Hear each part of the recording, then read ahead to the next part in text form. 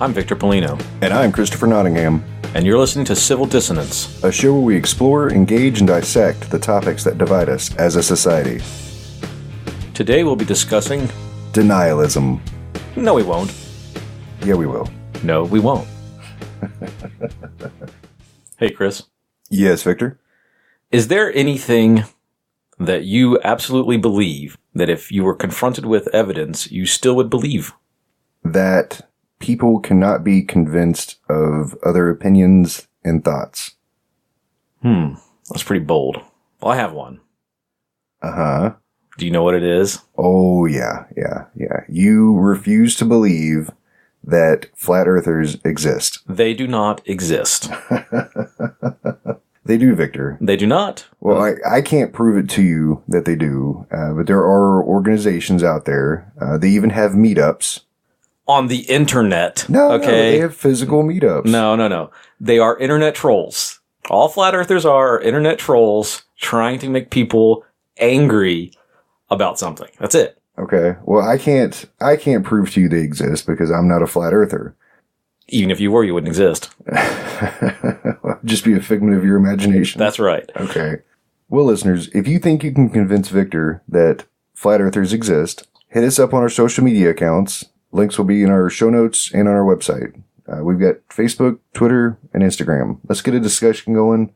See if we can't convince Victor otherwise. You can't. So, denialism, Victor. Denialism. So apparently some would say that I have a form of denialism. You do.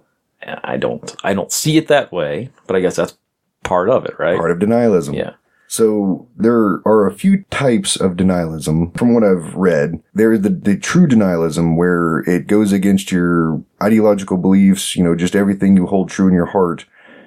And then there's denialism for the sake of denying. You might know the truth, but you refuse to acknowledge it for whatever reason. And that becomes an issue. And I think it's an issue that is permeating our political spectrum, our academic spectrum, just about everything. I think denialism is a little bit about uncomfortable truth, about confronting your uncomfortable truths. And I think with that, you sort of have these ideals, and right now where we're so politically separate, being confronted with the other perspective is just something that's too hard to look into, maybe. Like flat earthers? Not the same. They don't exist. Okay? It's not the same thing. Okay. Yeah. I mean, I'm talking like legitimate political banter, and not just political, because it's also religious, and it's also academic and other things. There are just all these little factors that are working. Maybe ideological? Yeah. And I think it's creating this sort of polarized environment, and then it's harder to, especially, if you watch medias that have your own bias, I think you get an even worse dose of such a thing, because it's just a matter of now you're being bombarded with your own, for lack of a better word, prejudice. Not like racial prejudice, but the things that make you up. And I think that that just reinforces it. And so when it comes down to it, you won't question your own beliefs or whether a person even has the right to sit at the table with you. So how do we combat denialism, Victor? How do you convince somebody who just denies everything about the point you're trying to make? How do you convince them to even consider thinking about what you're saying?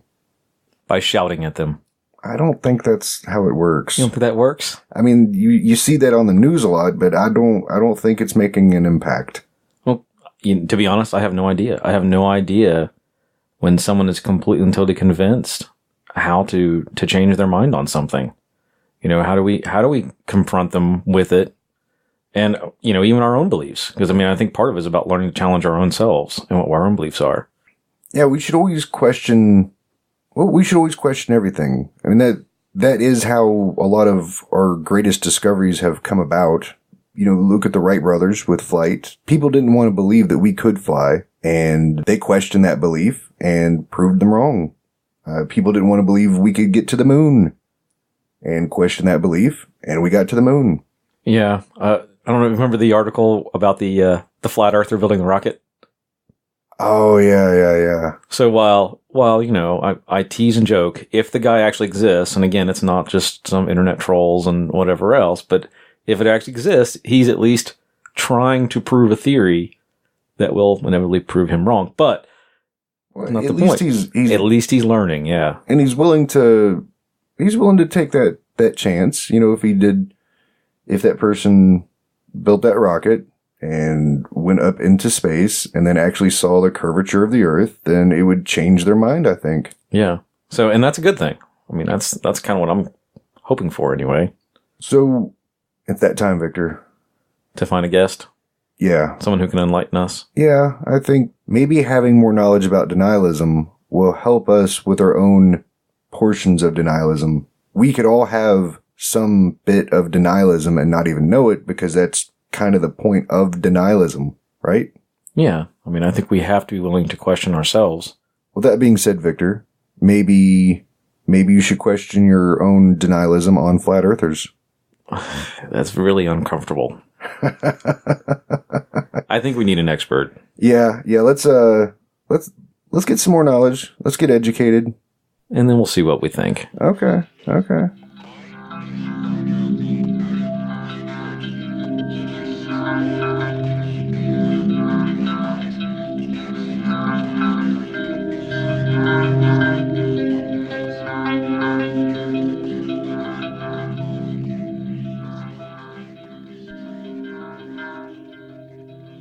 With us today is author, screenwriter, and science advocate Shawn Otto. Shawn is the co-founder and CEO of ScienceDebate.org and has written several books, including The War on Science, Who's Waging It, Why It Matters, and What We Can Do About It, and also Fool Me Twice. Hi, Shawn. How are you today? Doing really well. Thanks for having me on. All right. Thank you for being on. Can you tell our listeners a little about yourself, what you do, where you're from, what you enjoy doing when you're not advocating for science, scientific principles in the United States? Yeah, absolutely. I think that you don't have to be a scientist, obviously, to advocate for science. In fact, it's really kind of the responsibility of every citizen because, as I have explored and argue quite a lot, science and democracy are really intertwined, and we need solid evidence for democracy to survive. So when I'm not advocating for science and not keeping up on science, which I love to do, I'm still writing fiction and also working in politics. I'm right now assisting in my wife's campaign for governor of Minnesota, and I'm also working on a couple of new books. And I'm doing that in a passive solar renewable energy home that we designed and built with our own hands about 20 years ago. That's cool, actually. So, and is it fully functional? Are you off the grid? I guess. Yeah. Oh, that's amazing. Yeah, today was about. It's super cold here right now. It was about 12 below this morning, but it's about 80 degrees in the house, and the heat hasn't gone on all day. That's just all solar gain. It was a nice sunny day, and then we've also got solar panels on the roof and a wind generator out in the yard, and the house is super insulated, so it retains heat really well. So yeah. It works great. That's awesome. I was just complaining not 20 minutes ago about being on my porch and it was like 40 degrees out. I know I feel bad. 12 degrees. No thanks. No, thank you. You can keep it. I was just saying I need to move south because I can't handle this. But yeah, I know. No, it's and fortunately that only happens maybe I don't know, like 4 or 5 days a year. In Minnesota, it's really not that bad. Usually, it's probably about 10 to 20 is kind of the norm. Well, I'm glad to hear that you're you built your home with the things that you're preaching. Yeah, that's incredible. Yeah, well, back in the 1990s, it's forever ago when we were talking about doing this, the science was pretty darn clear back then. I mean, just disinterested people of both political parties knew that climate change was happening and that the evidence showed that people were causing it. This is not a strange concept back then. We didn't have a lot of ideas about exactly what to do about it, but it was clear that we needed to, do things that saved energy and stop burning carbon. But the idea that this is somehow a controversial topic really hadn't arrived at that point in time. So you started building your home before the controversies of carbon emissions was a thing? Yes, that really began to emerge during the Bush presidency. When he was first elected, he actually made a commitment to do something about greenhouse gases. And he commissioned the National Academy of Sciences to do a report on it. But then after that, he started stalling. And it became clear that big money from the energy industry was kind of interfering in the process. And from that point forward, they really began investing heavily in defeating the idea that climate change is real. Of course, this all really grew out of a strategy that they developed to deal with the Kyoto Protocol and to kind of sidetrack U.S. commitments there by casting doubt on what the science was saying. And that strategy that they used, they drew from the pesticide industry and, chemical industry and the tobacco industry, and it's since become a fairly common 7-step PR strategy that big business uses when science suggests things that threaten their bottom line. Okay, well, with that in mind, I was wondering if you could tell us in your own words, what denialism is, because I think that's kind of where some of this is coming from. Yeah, and I think that it's important to kind of make a distinction because there's denialism as kind of a political thing that's become a creature unto itself. But then there's also the money that is funding a network of organizations that promote this identity politics that has kind of come to center around denialism. And they're two separate things. The first thing to realize, I think, is that people are scientists at heart. We're all born scientists as kids. We learn very early on that the universe is a mysterious place and that often it doesn't do what we expect it to do, and that's, funny and entertaining and interesting when we're kids, but it also causes us to ask questions. And we develop a system of basing our ideas on evidence that we've seen in the world around us. So people that deny that climate change is happening are no less scientific necessarily than people who realize what the evidence shows. It's just that they've been surrounded by a very well-engineered alternative reality network that is funded to the tune of roughly $900 million a year by energy companies and energy industry families. And the whole idea is to create these multiple points of evidence that surround people in their environment that all cast doubt on the idea that climate change is happening. And these points of evidence may be articles in slanted blogs or slanted journals, or it may be people like Fred Singer coming out to lecture to, a professional organization that maybe if you're a lawyer you belong to, and you go to a lunch meeting and hear this grandfatherly guy talking about how we don't really know what's causing climate change. Or it may be a thing that you hear Rush Limbaugh harping on the radio on your way home, or you see a news program on Fox News saying that some NASA scientist has been caught embellishing data when, in fact, that's not really true. You might choose to research this a little bit, and you go online and you see the Heartland Institute's intergovernmental or non-governmental panel on climate change report, which sounds like the Intergovernmental Panel on Climate Change, but it's really just a propaganda piece. So all these little bits of evidence, these points of evidence that tend to then include a lot of other members of your peer group, begin to accumulate, and you form a decision. And that decision is reinforced by your social circles and your professional circles. And so based on kind of this informal science process that non-scientists employ, you come to the conclusion that climate change is not happening and that it's all a political hoax. So these are, for lack of a better word, false experts? Well, yeah, most of the people that do that, yeah, scientists for hire, false experts. I mean, it also involves fake journals, and it involves cherry-picked reports where people statistically manipulate the endpoint so you can kind of get the result that you want to publish. cherry-pick data. There's lots of different, procedures. P-hacking. There's lots of different ways where you can make a scientific paper look real when it's in fact false. And in this world of the internet, it's very difficult for non-scientists to tell the difference. So these are, if I'm not mistaken, some of these are, and you just mentioned that, these are aspects of propaganda, like negationism and false experts, and I think you said something else, cherry picking, right? Cherry picking, p-hacking, all kinds of statistical manipulation. And it's all, generally, it takes advantage of kind of the core idea of inductive reasoning that we have to embrace uncertainty for science to be valid.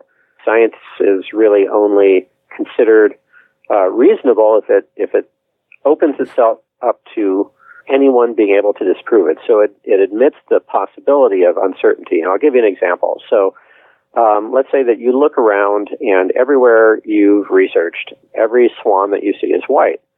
So using inductive reasoning, you could say, all right, therefore I'm going to generalize and make a statement based on all these swans that I've seen. I'm going to say every swan is white. But if you're being honest, as a scientist, science will expect you to hold out the possibility that you might be wrong because you can't observe the whole universe at once. So there may be a non-white swan somewhere. You just don't know. Just because all the swans you've seen are white doesn't necessarily mean that it's so. And that's where statistics and math come into science, is to calculate the relative probability that a statement is true or false. And so we hear scientists talk about how well supported an argument is. And that means, how well supported by the statistics or the math or the evidence a conclusion is. But they'll still hold out the possibility because they're scrupulously honest, because we're trying to be exact. They'll still hold out the possibility that this may be wrong. And they'll highlight ways where further investigation could be done. What propaganda experts do is they take that uncertainty and they emphasize that. And they say, well, if we can't be certain about it, we certainly shouldn't be making any big sweeping policy decisions based on that. We don't want to be experimenting with the economy. Or, if you're talking about health, we certainly don't want to, limit tobacco companies' rights to sell a product and your freedom to consume it if there's uncertainty about the idea that it causes cancer. So this notion of uncertainty then is used to manipulate the public's understanding of what science really is. Okay, I'm going to back it up a little bit. I was wondering if you could, just give us a little bit of the history on denialism and the war on science. Yeah, so, about 100 years ago, science was really seen as this huge producer of wealth, and it was very popular. New discoveries were quickly commercialized, and they created tons of jobs, and they made millionaires. And as science progressed into World War II, and the war effort under Vannevar Bush really adopted scientists and science to win the war, particularly with the Manhattan Project, the dropping of those bombs on Hiroshima and Nagasaki really changed a lot of the public's perception of science, and they began to really doubt science for the first time, and to see scientists as people that at that time, were intellectually advanced but morally bankrupt. And there was a lot of question about whether or not our intellectual power had exceeded our moral and ethical development. And following closely on the heels of that then, the Russians put up Sputnik, and suddenly the idea of science became more of a race, and we became caught in the space race or the science race with the Soviet Union. And as that occurred, we finally saw funding happen for the National Science Foundation, or its precursor, and the other science granting agencies. So seeing all this money in play, this public funding of science finally, scientists thought about how can we treat this responsibly? What can we do to make sure that we don't waste this public money and therefore lose the public trust? So they developed a method of reviewing and approving grants that relied on peer review and subject matter experts that were other scientists. And this was a great way of ensuring that grant money was generally well issued, but they may have made a mistake, because up until that moment, scientists had to pitch their ideas generally to philanthropists and to the general public.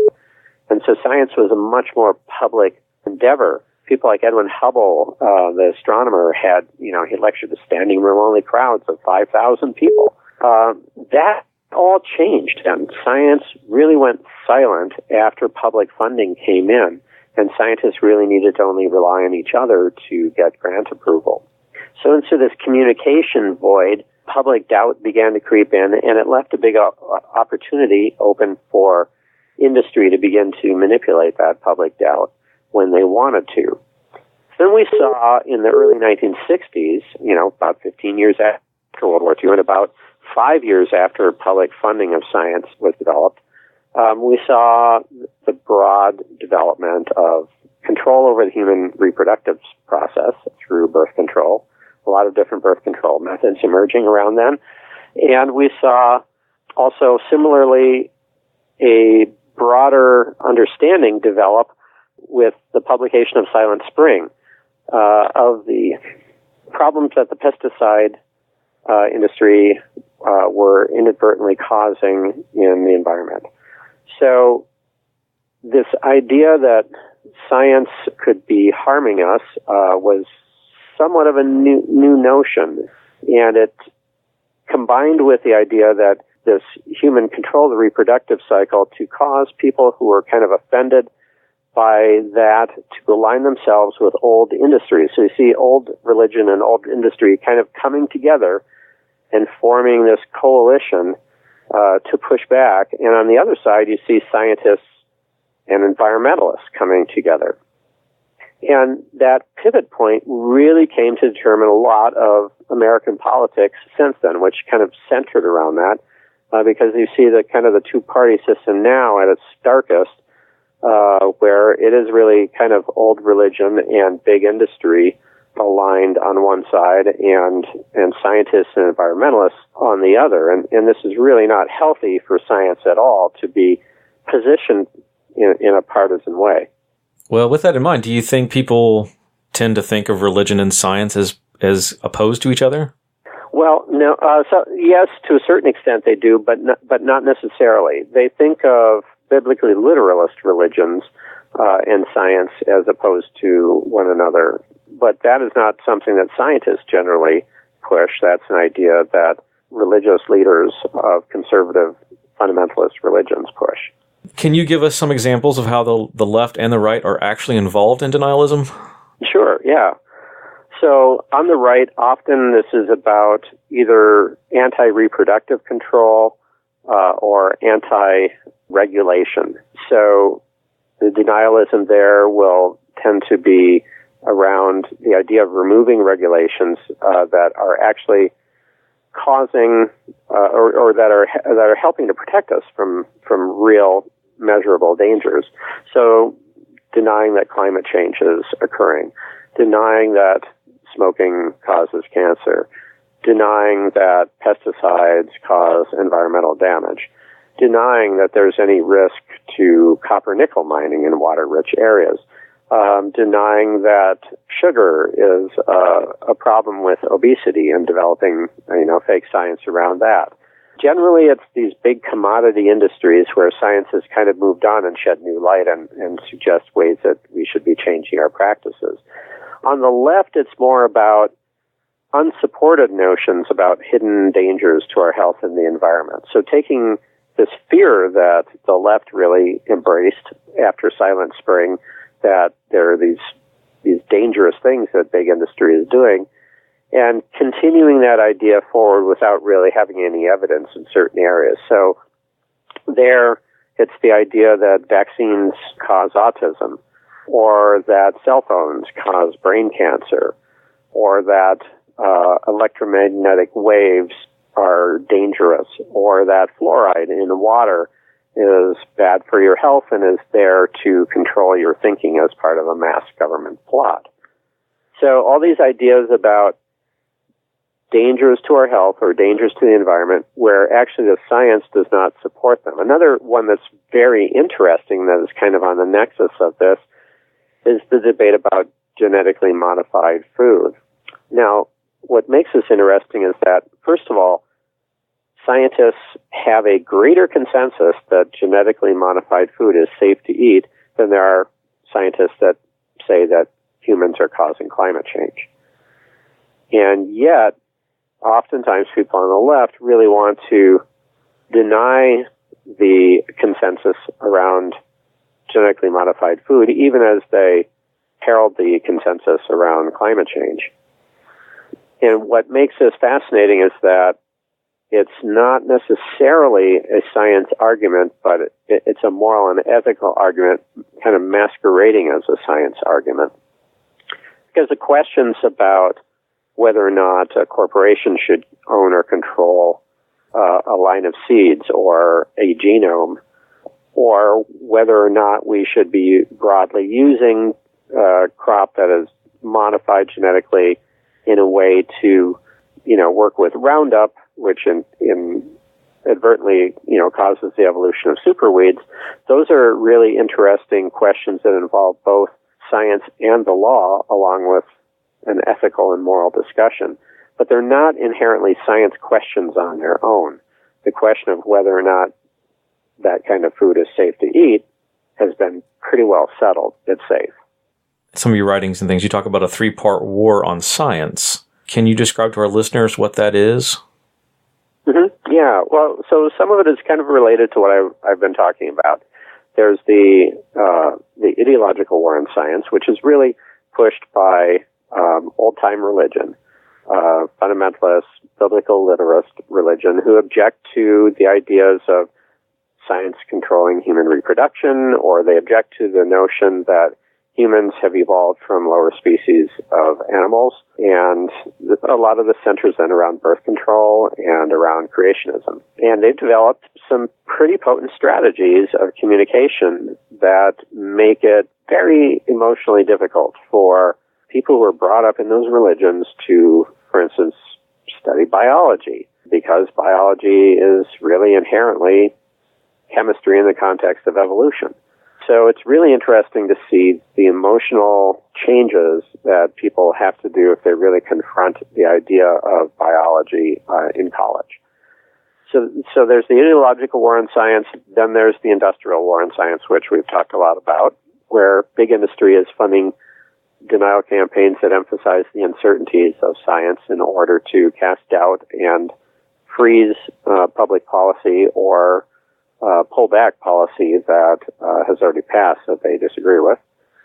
And finally, there's the identity politics war on science. And this is really the one that kind of enables a lot of this to happen and is in some ways the most corrosive to democracy. And that's this idea that evolved out of postmodernism, that there's no such thing as objectivity. And we see this taught, for instance, in journalism schools. And it's been taught there for a couple of generations now. Famous journalists repeat it on the speaking trail. It's written about commonly, and it's contained in new reporter guidelines.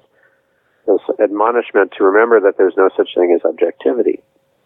And this is intended to remind you that you may not be objective, and therefore you shouldn't presume that your reporting can be objective, that you bring your own implicit biases to the subject. But reporters typically tend to take that notion way too far, because there is such a thing as objectivity. It doesn't matter what my race or my sexual preference or my gender or my political beliefs or my religious beliefs are. If I stick a ruler in a bucket of water, I'm going to come up with the same objective measurement as you are. So there are things that we can know objectively. And this notion of there being no objectivity has caused this idea to evolve in reporting called false balance. That's what scientists call it, where we'll take one half of the story or one half of the television screen and we'll split screen it and we'll put a scientist on one side, and that scientist will be speaking and relaying all the information from thousands of experiments done by hundreds of scientists, really bringing people up to speed on what the state of the knowledge is. And because they're scientists and because they're talking in this way, it's probably going to be a little bit boring, and yet it's going to be paired up against somebody who's charismatic, who's is going to be arguing passionately for their opinion in the other half of the screen. And a journalist is going to look at this and they're going to say, okay, well, I've taken the scientists and their view, and I've taken the person who disagrees with the scientists and their view, and I presented them both equally and let the public decide, and therefore I've done my job. I've taken my hands out of the issue and I'm not influencing it. But in fact, they're influencing it worse than they ever could have in any other way, because they are elevating a person who has no real evidence to support their point of view, or scant evidence to support their point of view, and they're presenting them to the public as if they have an equal footing for their arguments to the scientists. So in this way, journalism really enables extremist elements to rise in our public dialogue and skews our public policy in a more and more partisan way. It opens the door for propaganda campaigns, and that's really enabled them over the last couple of generations to really take hold. So this identity politics approach is probably the most pernicious from a point of view of democracy, because you wind up with, even when people know that the report is skewed, you'll see a politician then come into this, and, one side is Bob saying 2 + 2 is 4, and the other side is Julie arguing no, 2 + 2 is 6, and the politician will say, well, how about a compromise? Let's pass a law saying 2 + 2 = 5.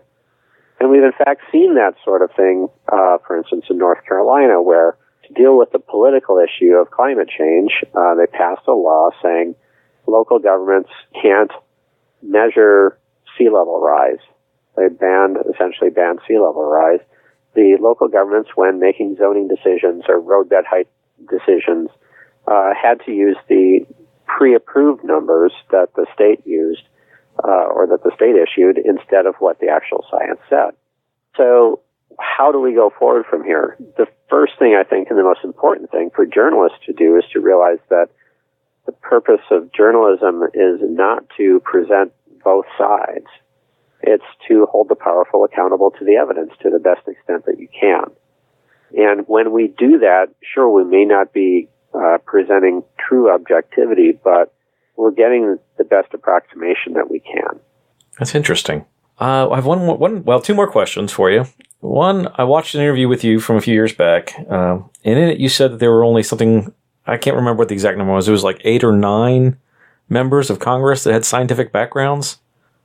Well, I'd say it changes from cycle to cycle. Right now there's 11. There's 3, bona fide scientists, and then there are 8 engineers who have professional training in science. Wow. So where are they getting their information from? I mean, mostly it's from lobbyists and the internet. Congress used to have a science advisory body called the Office of Science and Technology Policy, and they defunded that under Newt Gingrich's tenure as Speaker, and really have not reinstituted that. So they also have the National Academies, but when the National Academies is commissioned to do a report, they generally take 6 months to a year, they assemble a panel, and they do a deep investigation, a deep dive. So it really doesn't help you when you're doing policy development for a member of Congress who wants to know what's real and what's not real about something. So the OSTP is really where Congress could get that kind of information. So I have one last question, and I guess this is sort of the crux of it. If we're in a society where just denialism is wrought in politics, how do we fix this problem? I've been playing around with that notion for a long time, and it's a huge problem because it's a systemic problem and it's a societal problem in a lot of ways. Part of it is driven by our journalism and by the kind of journalism that we do and our ideas about what is true. And how to change that has a lot to do with education. It has to do with journalists holding themselves accountable to a new standard and taking on the responsibility of really educating the public to what the evidence suggests rather than both sides of a story. But you have to look at the problem institutionally as well. There's a lot that we can be doing in academia to develop centers for science and democracy, centers that really explore this this intertie and that help develop policies and model bills that fight back organized denialism efforts. Because ultimately, when a big industry engages in a propaganda campaign like this, you can say, well, they're free to do that because of freedom of speech, but essentially they have so much money to put behind this megaphone that they are really short-circuiting democracy. They set up, fake journals with fake scientists and create a story, and they manufacture a controversy from the ground up, and then they use that manufactured controversy to control public thought about it in order to get the legislation that they want. At the same time that they are investing in political campaigns and in groups like Americans for Prosperity that will, or the Competitive Enterprise Institute that will intervene in elections and in primary Republicans even that aren't towing a hard enough line.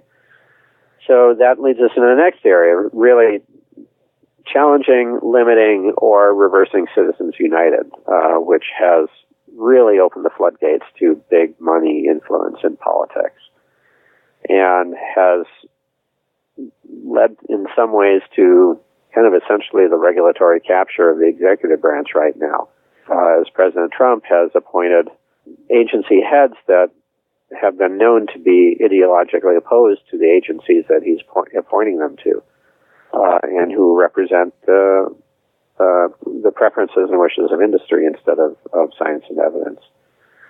So it's a many-headed hydra, and unfortunately, cutting one of those heads off is just going to lead to sprouting of several more. I think that we need to really take a deep look at a systemic approach and attack it on many different angles. Thank you for your time, Shawn. That was really informative. Yeah, absolutely. Well, thank you guys for doing what you're doing. I think that the more communication we have about this out there, the better it is for the public and the easier it is for people to make and advocate for good decisions and for themselves. Because we are really swamped in this world of alternative facts now, and I think that what you guys are doing is a really important service. So thank you. Well, thank you very much. Yeah, we're definitely trying to change the dialogues and the way that they're spoken. That's something and we're amazed at how with every episode we learn something new, and it just opens our minds, and that's a good thing, you know.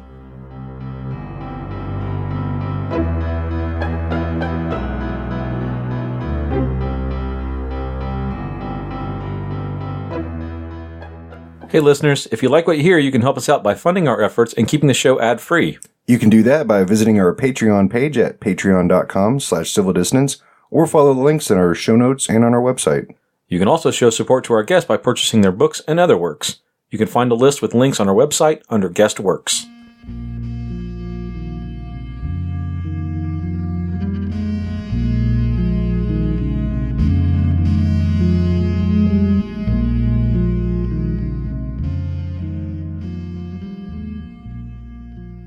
I think every time we do one of these interviews, I'm always amazed with what I thought I would come away with versus what I come away with. Okay.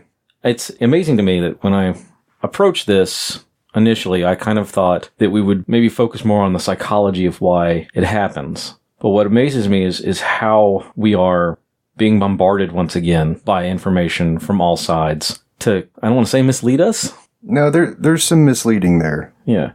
When Shawn Otto talked about, it was $900 million is what he said. That's $1 billion worth of money going into basically fueling a misinformation campaign to help keep us in a sense of denial about things.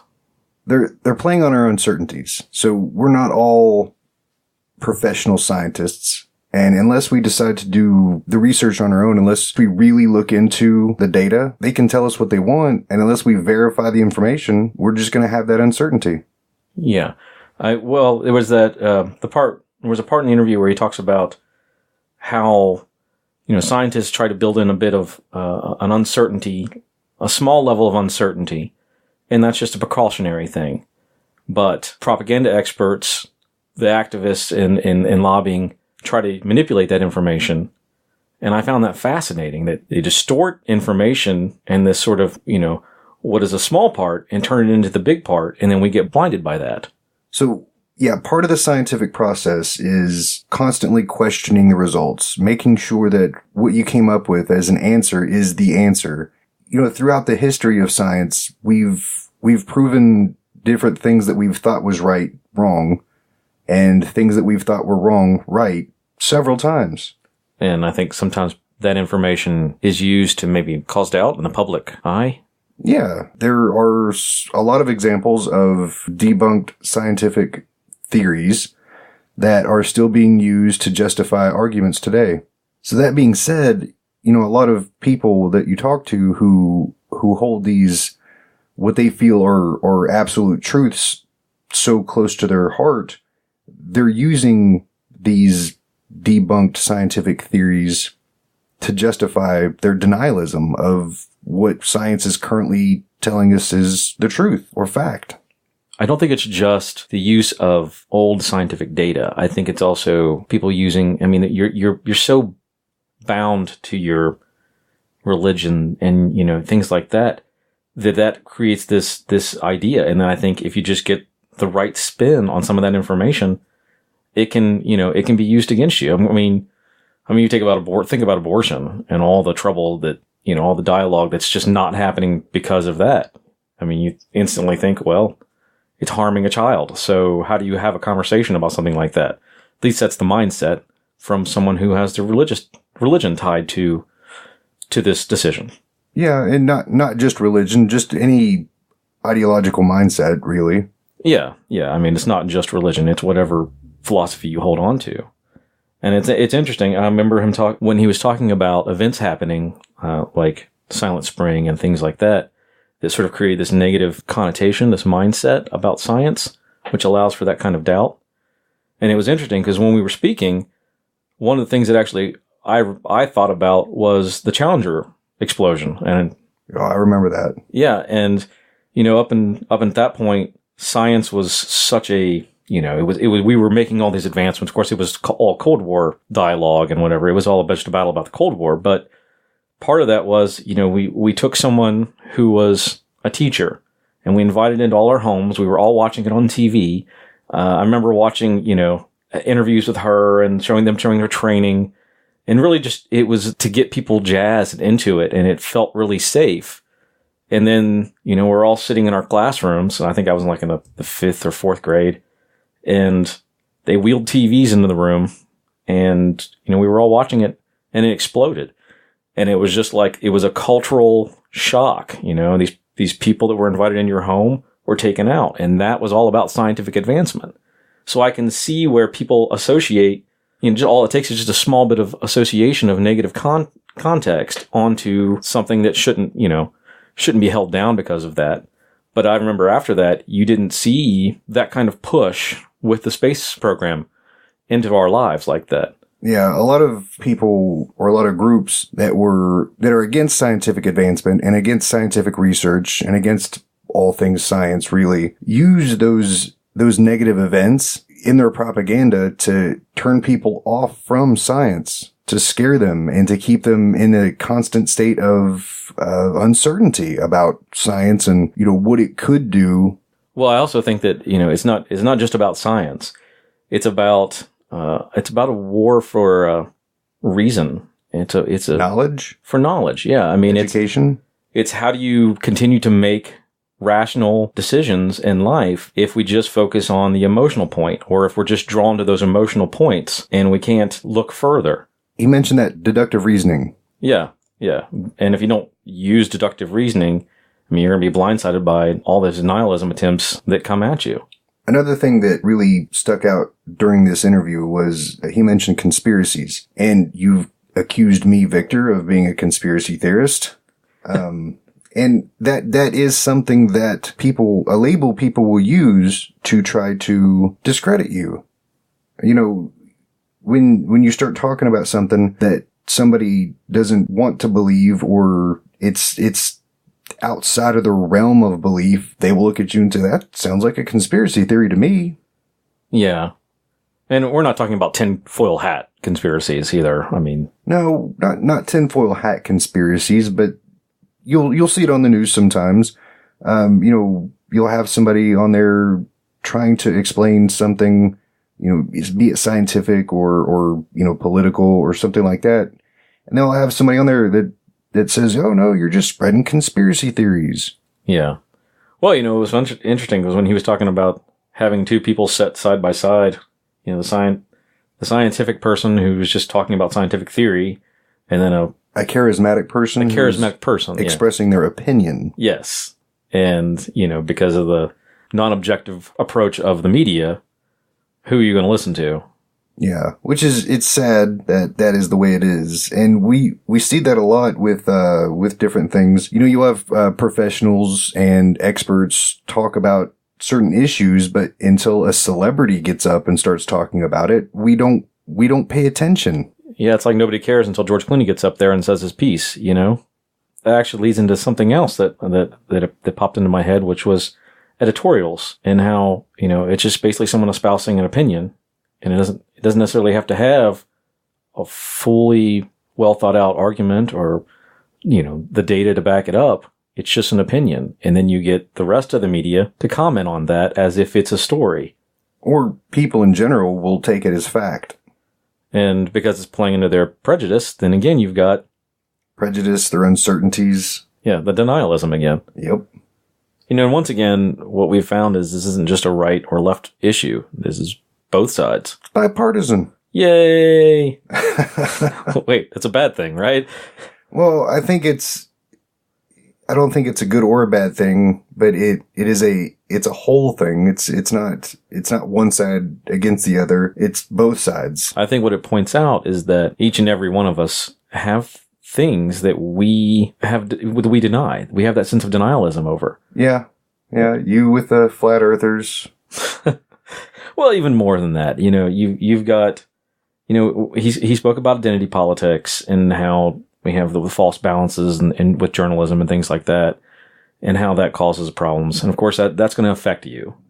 And then you have the industrial war, where you've got lobbyists and you've got all kinds of information from businesses, and they're trying to, again, bombard you. But really, what it all comes down to is sort of, what we can do, I think, is the ideological war. It's how we approach things.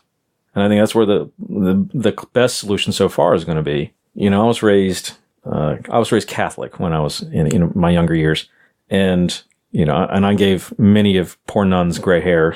I'm not going to lie. How did you give them gray hair, Victor? I asked them too many questions, probably. Uh-huh. Yeah, but it's not. I say that, and maybe that was probably my youth and how you sort of have a rebellious nature. Well, I think it's a curious nature. Yeah, and that was what he said, that we were all scientists at heart. Yeah. Yeah. And I bring that up because it's about confronting the things that you're uncomfortable confronting.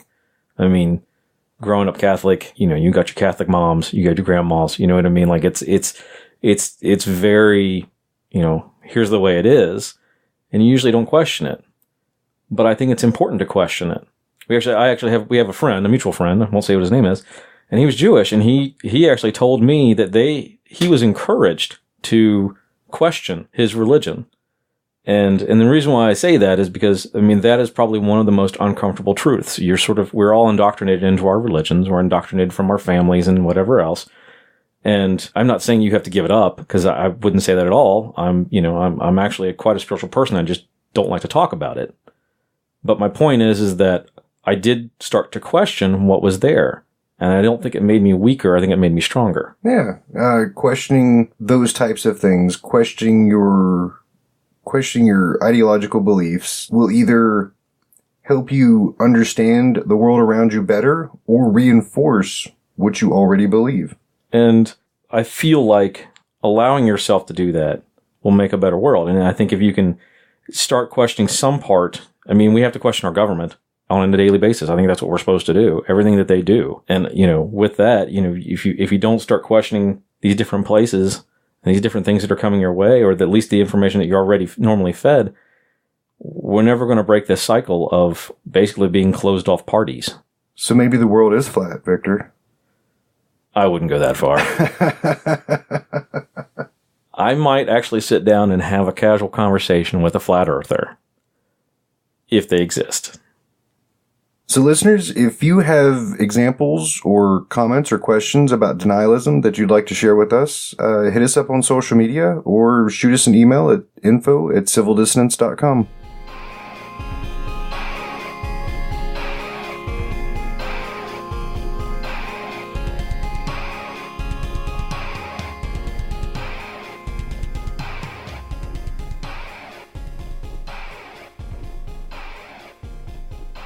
We'd like to give a special thanks to Stu Art and Design for our show's logo and to Kiko's Last Smile for the music you've heard during the show. We would also like to thank our guests for their time and insight, and a thank you to our listeners. Without you, this is impossible. Show your support by visiting our Patreon page at patreon.com/civildissonance and head over to our website for a full listing of our episodes, transcripts, and more information about our guests and other supporters. Follow us on Twitter, Facebook, and other social media. Links are in the show notes and on our website. And if you're so inclined, leave us a review on iTunes. And if you like what you've heard, tell people about us. I'm Christopher Nottingham. And I'm Victor Polino. And you've been listening to Civil Dissonance, a Pro Thoughts production. Now go out and start a conversation. I like it. Yeah, it's pretty good.